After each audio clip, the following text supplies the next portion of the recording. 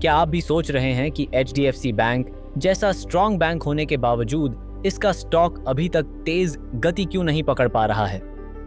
क्या यह एक वार्निंग सिग्नल है या एक हिडन अपॉर्चुनिटी जिसे कई इन्वेस्टर्स अभी भी मिस कर रहे हैं? नमस्कार दोस्तों, स्वागत है आप सभी का चैनल इन्वेस्ट विद सुमित पर। इस वीडियो में हम कवर करेंगे कंपनी का बिजनेस ओवरव्यू, मेजर कंपेटिटर्स का comparison, latest quarterly update, recent developments और सबसे इंपॉर्टेंट ब्रोकरेज हाउसेस की रिकमेंडेशंस और टारगेट प्राइस। अगर आप बैंकिंग सेक्टर में इन्वेस्टमेंट के बारे में सोच रहे हैं तो यह वीडियो लास्ट तक देखना बहुत जरूरी है। आइए अब समझते हैं कि HDFC बैंक का बिजनेस मॉडल क्या है। HDFC बैंक भारत के सबसे बड़े प्राइवेट सेक्टर बैंक्स में से एक माना जाता है। यह bank retail loans, corporate lending, credit cards और डिजिटल बैंकिंग सर्विसेज प्रोवाइड करता है। हाउसिंग फाइनेंस बिजनेस इंटीग्रेशन के बाद बैंक का स्केल और भी मजबूत हुआ है। इसका सीधा प्रभाव इंडियन इकोनॉमी और क्रेडिट ग्रोथ पर देखने को मिलता है। अब समझते हैं कि HDFC बैंक के मेजर कॉम्पिटिटर्स कौन हैं। प्राइवेट सेक्टर में ICICI बैंक और एक्सिस बैंक स्ट्रॉन्ग कंपटीशन देते हैं। पब्लिक सेक्टर में SBI का स्केल काफी बड़ा माना जाता है। कंपटीशन मजबूत होने के बावजूद HDFC बैंक की एसेट क्वालिटी और कस्टमर ट्रस्ट इसे अलग पहचान देते हैं। रीसेंट क्वार्टर में बैंक की डिपॉजिट ग्रोथ लोन ग्रोथ से तेज रही है, जिससे बैलेंस शीट स्टेबिलिटी बेहतर होती हुई दिखाई दे रही है। एसेट क्वालिटी में भी सुधार देखा गया है और क्रेडिट कॉस्ट कंट्रोल में रही है।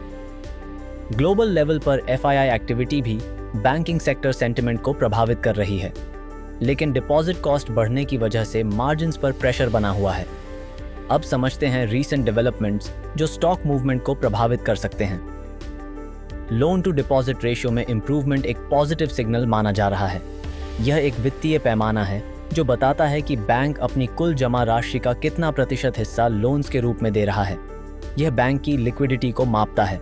बैंक का लोन टू डिपॉजिट रेशियो लगभग 98% है। इसका मतलब है कि बैंक का प्रदर्शन अच्छा है।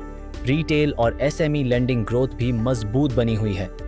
लिक्विडिटी कवरेज रेशियो में हल्का प्रेशर और global uncertainty short term movement को प्रभावित कर सकती है। इसी वजह से ब्रोकरेज हाउसेस की राय समझना इन्वेस्टर्स के लिए जरूरी हो जाता है। अब आते हैं सबसे महत्वपूर्ण सेक्शन पर, जिसमें समझते हैं ब्रोकरेज हाउसेस की रिकमेंडेशंस और टारगेट प्राइस। CLSA ने स्टॉक पर आउट परफॉर्म रेटिंग दी है और टारगेट प्राइस लगभग 1200 रुपये बताया है। उनके अनुसार डिपॉजिट ग्रोथ में इंप्रूवमेंट बैलेंस शीट को मजबूत बना रही है। UBS ने स्टॉक पर बाय रेटिंग दी है और टारगेट प्राइस लगभग 1175 रुपये बताया है। उनका मानना है कि रिटर्न ऑन इक्विटी आने वाले समय में बेहतर हो सकता है।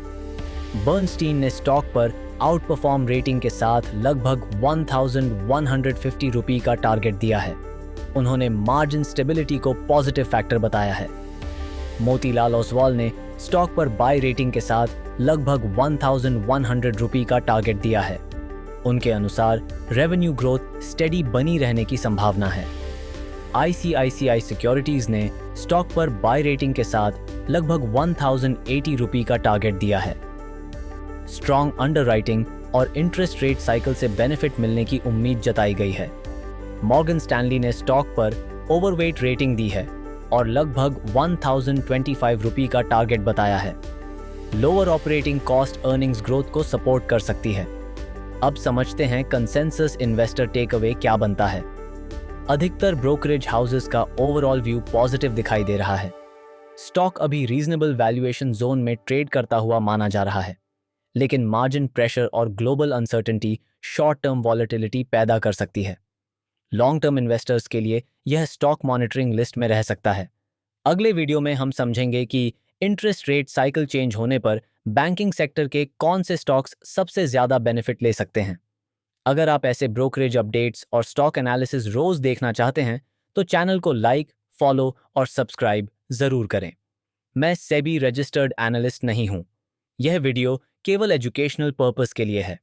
इन्वेस्टमेंट करने से पहले अपने फाइनेंशियल एडवाइजर से सलाह जरूर लें। इस वीडियो को देखने के लिए बहुत बहुत धन्यवाद। अगले वीडियो में मिलते हैं। धन्यवाद।